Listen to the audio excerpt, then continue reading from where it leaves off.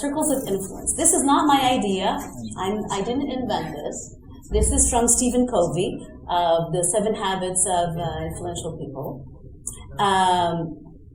The first circle is what you control. So what I control today is what I wear. I decided to put on heels, knowing that I would have sore feet at the end of the day. But I control that. I suffer the consequences of my own decisions. I can control what I eat, and I can control my thoughts. Many people don't think they can, but you can. And the meditation you did before probably helped you doing that. What else can you control? You can control your own behavior. You can control how you act and react to the world. There's a lot of things you can control, even though we think sometimes we don't. Then, it's your circle of influence. This circle of influence is what the name says. It's pretty obvious. What you can influence, you don't control, but you have some influence over. For example, how my day is going to go. I can't control it, but I can more or less influence having a positive attitude, being flexible if bad things happen that I'm not prepared for. I can influence other people's behavior depending on how I talk to them.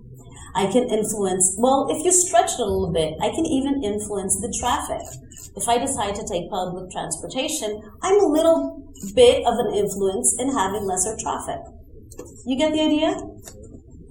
Finally, there's the influence, the area outside of your influence, which you don't influence at all. For example, the weather. I can control what I wear, but I can't control the temperature outside. I can influence the temperature on the air conditioning, especially if you're working in an office with men and women. That's usually something people fight about. But I can't control, unless you're the head of a central bank or a federal bank, I don't control interest rates. I don't control exchange rates. But what happens with us entrepreneurs is that we many times focus our energy and our time in things that we cannot control. And what does that do? Nothing. It doesn't help us because we can't control it.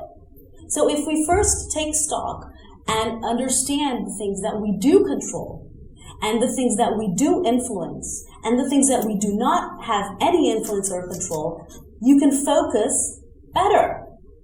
You can use your energy and use your time in a wiser way. Okay? Does that make sense? Okay.